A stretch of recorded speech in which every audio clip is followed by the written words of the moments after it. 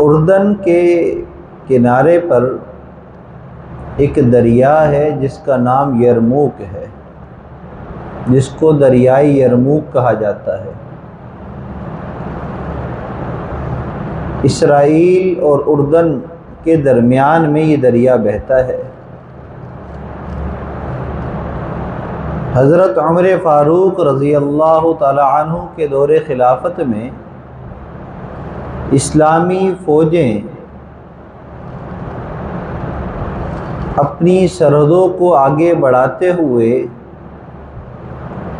رومیوں سے مقابلے کرتے ہوئے آگے تک بڑھتے چلے گئے، یہاں تک کہ دریائے یرموک کے قریب پہنچ گئے۔ اردن، شام، عراق، یہ سارے 7 ممالک ہیں، عرب ممالک ہیں۔ اس زمانے میں یہاں پر رومیوں کی سلطنت تھی۔ رومی بادشاہ وہ شام میں موجود تھا۔ تو جب یہاں یرموک کے قریب اسلامی فوجیں پہنچی ہیں تو حضرت خالد بن ولید رضی اللہ تعالیٰ عنہ سپہ سالار ہیں، 3 یا 4 اور چھوٹی چھوٹی جو ہے وہ فوجیں، دستے اور بھی تھے جو مختلف راستوں سے یہاں آ کر جمع ہو گئے۔ اور پھر خالد بن ولید رضی اللہ تعالیٰ عنہ نے فرمایا کہ اب ہم سب مل کر ایک امیر مقرر کر لیتے ہیں اور پھر آگے بڑھتے ہیں۔ تو جتنے بھی دستے تھے ان تمام دستوں کے جو امراء تھے ان سے مشاورت ہوئی، تو انہوں نے حضرت خالد بن ولید رضی اللہ تعالیٰ عنہ کو ہی امیر مقرر فرما دیا۔ تو ان دستوں میں سے ایک دستہ ابو عبیدہ بن جراح رضی اللہ تعالیٰ عنہ کا بھی تھا، اور یہ بہترین جنگجو، سپہ سالار، بہادر، نڈر صحابی ہیں۔ سامنے روم کی سلطنت ہے اور وہ مسلمانوں سے شکست کھاتے ہوئے پیچھے علاقوں کو چھوڑتے ہوئے پیچھے آ رہے ہیں۔ جب یرموک کے مقام پر پہنچے ہیں جہاں دریائے یرموک ہے، تو رومی بادشاہ نے کہا کہ اب ہمیں مسلمانوں کا مل کر مقابلہ کرنا ہوگا، اور اپنی تمام تر فوج، جس کے بارے میں آتا ہے کہ 8 لاکھ اور بعض میں آتا ہے 10 لاکھ کے قریب اس کی فوج، وہ ساری کی ساری یرموک کے مقام پر اس نے مسلمانوں سے مقابلے کے لیے جمع کر دی۔ تو حضرت ابو عبیدہ بن جراح رضی اللہ تعالیٰ عنہ نے، جو سپہ سالار تھے خالد بن ولید، ان سے کہا کہ اس فوج سے مقابلے کے لیے، لڑائی کے لیے میں جاؤں گا، اور میں اپنے ساتھ 30 فوجی لے کر جاؤں گا۔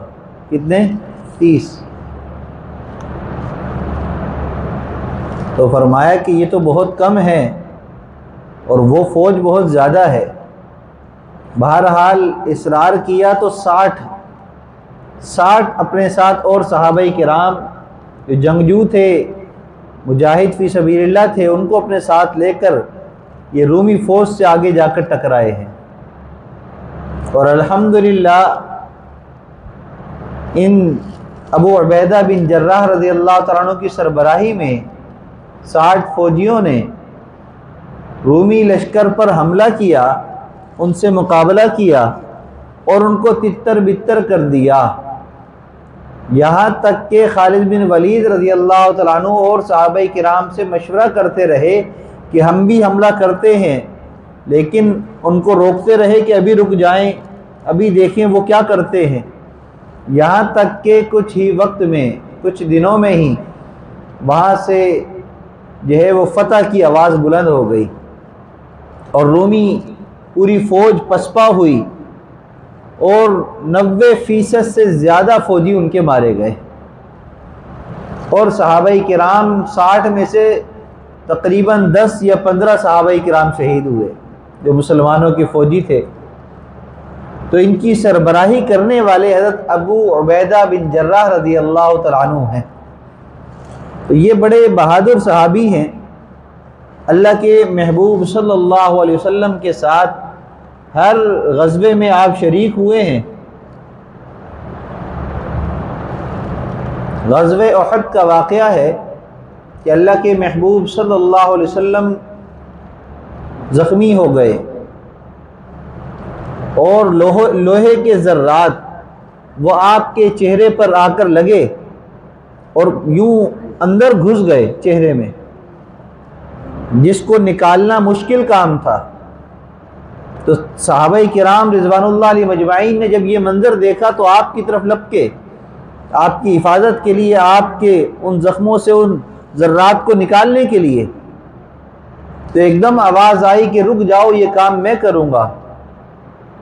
مڑ کر صحابہ کرام نے دیکھا تو ایک پتلے دبلے صحابی لمبے قد کے وہ آئے اور انہوں نے اپنے دندان مبارک سے ان ذرات کو پکڑ کر کھینچا اور آپ کے چہرے سے ان کو نکالا، جس کی وجہ سے ان کا خود، اس صحابی کا خود اپنا ایک دانت جو ٹوٹ گیا۔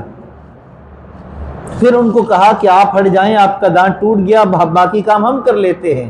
کہنے لگے نہیں، کہ یہ کام مجھے ہی کرنے دیں۔ اور پھر آپ نے دوبارہ دوسرا جو ٹکڑا لگا ہوا تھا لوہے کا، اس کو اپنے دندان مبارک سے پکڑ کر کھینچا، جس کی وجہ سے آپ کا دوسرا دانت بھی ٹوٹ گیا۔ اللہ کے محبوب صلی اللہ علیہ وسلم نے جب یہ منظر دیکھا تو آپ نے فرمایا کہ جنت اس نوجوان پر واجب ہے، جنت اس نوجوان پر واجب ہے۔ اور یہ صحابی تھے جن کا نام تھا عامر، جن کے والد کا نام عبداللہ اور دادا کا نام جراح، اور ان کی کنیت ہے ابو عبیدہ۔ فہر قبیلے سے ان کا تعلق ہے، قبیلے قریش کی ایک شاخ ہے فہر، اسی خاندان سے ان کا تعلق ہے۔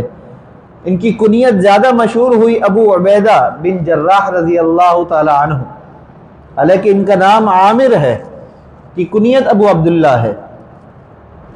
تو ان کے بے شمار ایسے واقعات کہ جن کو پڑھ کر سن کر انسان کا ایمان تازہ ہو جاتا ہے، کس طریقے سے بہادری کے ساتھ اسلام کے مجاہد بنے رہے، اسلام کی فوجوں کے سپہ سالار بنے رہے، اور کافروں سے مقابلے کے لیے ہر وقت برسر پیکار رہے، اور کبھی بھی اپنی رشتہ داری کو، اپنے مال کو، اپنی اولاد کو آڑ نہیں بننے دیا۔ اسلام کے خاطر، مسلمانوں کے لیے، اللہ کے محبوب کے لیے اول دستے میں ہمیشہ شریک رہے ہیں۔ اور یہ بھی انہی کا واقعہ ہے کہ غزوہ بدر کا موقع ہے، 313 صحابہ کرام ہیں اور ادھر کفار کا 1000 کا لشکر ہے جو آپس میں مقابلہ کر رہے ہیں، لڑائی کر رہے ہیں۔ صرف 313 کی تعداد ہے۔ کافروں نے اپنی ساری طاقت جمع کر کے مسلمانوں پر حملہ کیا تھا، لیکن مسلمانوں نے اپنی بہادری، اللہ کی مدد اور نصرت اور للہیت کے ساتھ نڈر بن کر جب مقابلہ کیا تو اللہ نے صحابہ کرام کو فتح عطا فرمائی۔ تو غزوہ بدر میں حضرت ابو عبیدہ بن جراح رضی اللہ تعالیٰ عنہ تلوار لیے کفار سے مقابلہ کر رہے ہیں۔ آپ نے ایک کو جہنم واصل کیا، دوسرے کو کیا۔ اچانک آپ کے سامنے ایک شخص آ گیا تلوار لے کر، آپ اس پر وار کرنے والے ہی تھے لیکن پھر رک گئے، پھر دوسری طرف متوجہ ہوئے، پھر کفار سے مقابلہ ہوتا رہا اور لوگوں کو اور کافروں کو جہنم واصل کرتے رہے، سر قلم کرتے رہے۔ پھر تھوڑی دیر بعد پھر آپ کے سامنے وہی شخص آ گیا، آپ نے پھر اپنی تلوار کو روک لیا، پھر آپ دوسری طرف متوجہ ہو گئے۔ تیسری مرتبہ پھر وہ شخص آپ کے سامنے آیا، اور پھر جب وہ آپ کے سامنے آیا تو آپ ابھی رکے ہی تھے کہ اس شخص نے آپ کے اوپر وار کیا۔ اگر آپ اس وار کو اپنی ڈھال پر نہ لیتے تو شدید زخمی ہو جاتے، تو آپ نے ڈھال پر وار لیتے ہی جب تلوار گھمائی، وار کیا اپنی طرف سے، تو اس شخص کا سر قلم ہوا اور وہ جہنم واصل ہو گیا۔ یقین جانیے ایسا منظر دنیا نے اور کہیں فوجوں میں نہیں دیکھا، اس لیے کہ وہ شخص جو آپ پر حملہ آور ہو رہا تھا وہ آپ کا سگا والد تھا، لیکن کافروں کی فوج کے اندر شریک ہو کر مسلمانوں اور اسلام کا نام مٹانے کے لیے مقابلے پر آیا تھا، تو بار بار بچاتے رہے اپنے آپ کو کہ میری تلوار سے بچ جائے اور میں اس کے قتل کا جو ہے وہ اپنے اوپر نہ لوں. لیکن جب بار بار وار ہوا تو پھر آپ نے یہ نہیں دیکھا کہ یہ میرے والد ہیں، یہ میرا بیٹا ہے، یہ میرے خاندان ہے، میرا خون ہے، لیکن جو اسلام کے مقابلے میں کھڑا ہوا اس کا سر قلم کر دیا گیا. اصل ایمان یہ ہے کہ ہمیں اپنی جان سے، اپنی اولاد سے، اپنے مال سے اللہ اور اللہ کے محبوب ہمیں پیارے ہو جائیں، کہ ہم اللہ کے لیے، دین اسلام کے لیے، مسلمانوں کے لیے اپنا سب کچھ قربان کرنے والے بن جائیں. اصل دین یہ ہے، اصل قربانیاں یہ ہیں. ابتدائی اسلام میں جب اللہ کے محبوب صلی اللہ علیہ وسلم نے کلمے کا اعلان فرمایا تو مردوں میں سب سے پہلے ایمان لانے والے حضرت ابوبکر صدیق رضی اللہ تعالیٰ عنہ ہیں، اور 8ویں نمبر پر جو اسلام میں داخل ہوئے وہ ابو عبیدہ رضی اللہ تعالیٰ عنہ ہیں. عشرہ مبشرہ میں ان کا نام ہے. عشرہ مبشرہ وہ 10 صحابہ کرام جن کو اللہ کے محبوب صلی اللہ علیہ وسلم نے دنیا میں ہی جنت کی بشارت عطا فرمائی. ان میں ابو عبیدہ رضی اللہ تعالیٰ عنہ بھی شامل ہیں کہ غزوہ احد کے موقع پر آپ نے فرمایا کہ اس نوجوان پر جنت واجب ہو گئی ہے.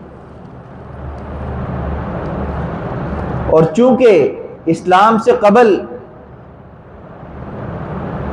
جو آپ کے دوست تھے وہ اچھے تھے، وہ نیک تھے، اور نیک صحبت کا اثر یہ ہوا کہ اللہ نے اس صحبت کی وجہ سے آپ کو بھی اسلام کی دولت عطا فرمائی. اسی لیے شیخ سعدی فرماتے ہیں صحبت صالح ترا صالح کنن، صحبت طالح ترا طالح کنن. نیک کی صحبت میں رہو گے تو نیک بن جاؤ گے، بروں کی صحبت میں رہو گے تو برے بن جاؤ گے. اسی لیے فرمایا کہ رشتہ داری قائم کرو تو نیکی کو دیکھو، پڑوس دیکھو تو نیکی کو دیکھو، اور کاروبار کرنا ہو تو نیکی کو دیکھو. دوست بناؤ تو بھی نیک بناؤ، نمازی بناؤ، پرہیزگار بناؤ، تاکہ اس نیکی کا تمہیں بھی فائدہ حاصل ہو. حضرت ابو عبیدہ اسلام سے قبل حضرت ابوبکر صدیق رضی اللہ تعالیٰ عنہ کے دوست تھے، تو اس دوستی کا آپ کو فائدہ یہ ہوا کہ آپ 8ویں نمبر پر اسلام میں داخل ہونے والے صحابی ہیں، اور آپ کی بہادری ایسی ہے جس کی وجہ سے اللہ کے محبوب کی طرف سے آپ کو جنت کی بشارت عطا کی گئی.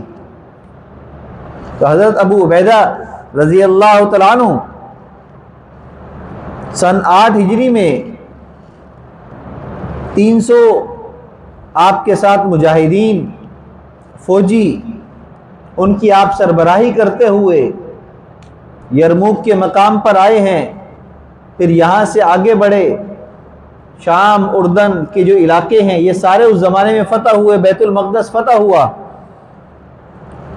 تو حضرت عمر فاروق رضی اللہ تعالیٰ عنہ کی طرف سے ایک خط آیا اور ابو عبیدہ بن جراح رضی اللہ تعالیٰ عنہ کو شام کا گورنر مقرر فرما دیا، اور آپ وہاں پر یہ ہے تعینات رہے، گورنر رہے ان تمام علاقوں میں جہاں پر فتح اللہ تعالیٰ نے آپ کو ہی عطا فرمائی، اور آپ کی ہی بہادری کی وجہ سے وہاں پر رومیوں کو، نصرانیوں کو، عیسائیوں کو شکست فاش ہوئی.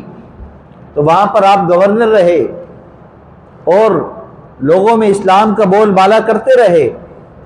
اور پھر ایک وقت ایسا آیا کہ وہ شام اور عراق کے علاقے کے اندر ایک وبا پھیلی، بیماری آئی، اور اس بیماری کے اندر 25,000 یا 2500 صحابہ کرام شہید ہو گئے طاعون کی بیماری کی وجہ سے. حدیث مبارکہ ہے اللہ کے محبوب صلی اللہ علیہ وسلم نے فرمایا جہاں پر طاعون پھیل جائے، کوئی وبا پھیل جائے تو اس علاقے میں نہ جاؤ، لیکن اگر تم کہیں کسی علاقے میں ہو اور وہاں پر طاعون پھیل جائے تو پھر تم اس علاقے سے نکل کر نہ جاؤ، اس لیے کہ ممکن ہے کہ تمہیں وہ بھی طاعون لگ گیا ہو اور تمہارے ہجرت کرنے کی وجہ سے وہ دوسرے علاقوں تک پھیل جائے. اور اگر تمہیں نہیں بھی لگا تو اس وقت تمہارے مسلمان بھائی اس بیماری کے اندر مبتلا ہو چکے ہیں، تمہارے نکل جانے کی وجہ سے وہ پست ہو جائیں گے، ان کے حوصلے ٹوٹ جائیں گے کہ ہمارے مسلمان ہمیں چھوڑ کر یہاں سے جا رہے ہیں. فرمایا کہ طاعون کا علاقہ ہو، کوئی ایسا علاقہ ہو جو وبا پھیل چکی ہو، تو وہاں نہ کوئی داخل ہو اور نہ وہاں سے کوئی نکل کر کہیں اور جائے. تو ابو عبیدہ بن جراح رضی اللہ تعالیٰ عنہ اسی علاقے میں رہے، اپنی گورنری پر رہے، اور وہیں پر اس طاعون کے اندر لوگ مبتلا ہو رہے ہیں، شہید ہو رہے ہیں، آپ وہیں پر قائم رہے، وہ علاقہ چھوڑ کر باہر نہیں نکلے۔ حضرت عمر فاروق رضی اللہ تعالیٰ عنہ کو علم ہوا کہ وہاں پر طاعون پھیل گیا، اور اس وقت وہاں جو گورنر ہیں وہ ہمارے سب سے بہترین بہادر نڈر ساتھی ہیں، حضرت ابو عبیدہ ہیں۔ آپ نے خط لکھا اور ان سے کہا کہ مجھے آپ سے بہت ضروری کام ہے، وہ کام آپ کے بغیر ممکن نہیں ہے، لہٰذا آپ جو ہے فلاں کو وہاں پر مقرر کر کے خود وہاں سے آپ مدینہ طیبہ تشریف لے کر آ جائیں۔ تو جب حضرت ابو عبیدہ کو خط ملا تو آپ نے وہ خط پڑھا اور پھر خط کا جواب دیا، اے امیر المومنین، مجھے معلوم ہے کہ آپ مجھے یہاں سے کیوں بلانا چاہتے ہیں، اور مجھے پتہ ہے کہ آپ کو مجھ سے کیا کام ہے۔ سمجھ گئے تھے کہ وہ اس علاقے سے نکالنا چاہتے تھے تو حکم دے کر دیا تاکہ یہ نکل کر باہر آ جائیں، طاعون سے بچ جائیں، وبا سے بچ جائیں، کیونکہ بہادر تھے، سمجھدار تھے، نیک تھے، نڈر تھے، بڑے کام والے آدمی تھے، تو وہ چاہتے تھے کہ یہ واپس مدینہ منورہ آ جائیں۔ تو آپ نے جواب لکھا کہ نہیں، میں سمجھ چکا ہوں کہ آپ مجھے کیوں بلانا چاہتے ہیں، لیکن میرا وقت جو ہے یہیں پر ہے اور پورا ہو چکا ہے، لہذا میں معذرت خواہ ہوں، میں واپس نہیں آ سکتا یہاں سے۔ خط واپس پہنچا، حضرت عمر فاروق نے پڑھا، آپ کی آنکھوں میں آنسو آ گئے۔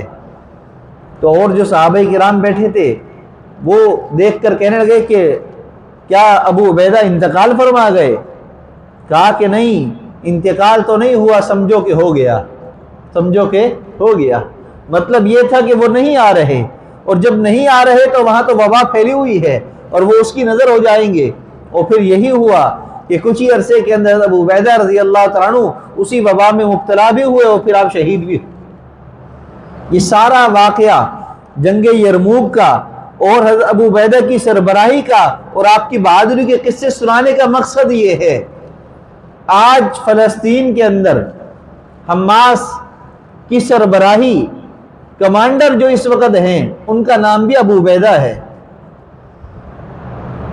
اور خلافت راشدہ کے زمانے میں حضرت عمر فاروق رضی اللہ تعالیٰ عنہ کی دور خلافت کے اندر خالد بن ولید رضی اللہ تعالیٰ عنہ کی سربراہی میں جس فوج کی سپہ سالاری اور آگے صف اول کے جنگجو تھے وہ حضرت ابو عبیدہ تھے، اور انہی کی اس بہادری کی وجہ سے حضرت عمر فاروق نے آپ کو شام کا گورنر مقرر کیا تھا، جس کی وجہ سے اللہ نے ان کو فتح بھی عطا فرمائی اور وہاں حکمرانی بھی عطا فرمائی۔ اور الحمدللہ آج بھی ابو عبیدہ رضی اللہ تعالیٰ عنہ کی جان نشین ابو عبیدہ ہی آج کمانڈر ہیں حماس کے، جو اسرائیل کو پیغام دے رہے ہیں کہ تم آنا چاہتے ہو تو خوش آمدید آ جاؤ، لیکن یاد رکھو تم اپنوں کی لاشیں سمیٹ کر لے کر جاؤ گے۔ وہ تو کامیاب لوگ ہیں، وہ تو مضبوط ایمان والے ہیں، فکر ہمیں اپنی کرنی ہے کہ ہم کیا کر رہے ہیں، ہمیں کرنا کیا تھا، ہم کر کیا رہے ہیں، ہماری ذمہ داری کیا دی گئی اللہ کی طرف سے اور ہم کن کاموں میں لگ گئے ہیں، اللہ کی طرف سے ہماری ذمہ داری کیا ہے۔ وَمَا خَلَقْتُ الْجِنَّ وَالْإِنسَ إِلَّا لِيَعْبُدُونَ، فرمایا کہ جن اور انس کو اللہ نے اپنی عبادت کے لیے پیدا کیا ہے، اور عبادت کیا ہے؟ اللہ کی ماننا، اللہ کے محبوب کے طریقے کے مطابق ماننا، اپنی مرضی سے نہیں۔ نماز فرض ہے، صحیح ہے، اللہ کا حکم ہے، میری مرضی میں پڑھ لوں گا؟ نہیں، مرضی بھی رسول اللہ کی چلے گی، طریقہ بھی آپ کا چلے گا، آپ کا طریقے کے مطابق اگر نماز پڑھیں گے تو وہ اللہ کے یہاں قابل قبول ہوگی۔ شادی کرنا چاہتے ہیں ضرور کیجیے، قرآن پاک میں حکم ہے شادی کرنے کا، حق مہر مقرر کر کے نکاح کیا جائے، دو گواہ موجود ہوں، لکھت پڑھت ہو، اپنے بڑوں کی جو ہے وہ سربراہی کے اندر اپنے والدین کی رضامندی کے ساتھ نکاح کیا جائے۔ لیکن اگر میں اپنا طریقے سے کرنا چاہوں گا تو اس طریقے سے نکاح قبول نہیں ہوگا۔ فرمایا کہ طریقہ بھی وہی ہو جو رسول اللہ والا طریقہ ہو، جو اللہ کے یہاں قابل قبول ہے، کہ سادگی کے ساتھ شادی ہو، اس میں ناچ گانا نہ ہو، ڈھول ڈمکے نہ ہو، میوزک نہ ہو، رسومات نہ ہو، خرافات نہ ہو، یہ ساری چیزیں دور ہوں، اور پھر سنت کے مطابق شادی کی جائے تو وہی خیر و برکت والی اور رحمت والی شادی ہوگی۔ فوتگی ہو جاتی ہے، انتقال ہو جاتا ہے، کیسے دفنانا ہے؟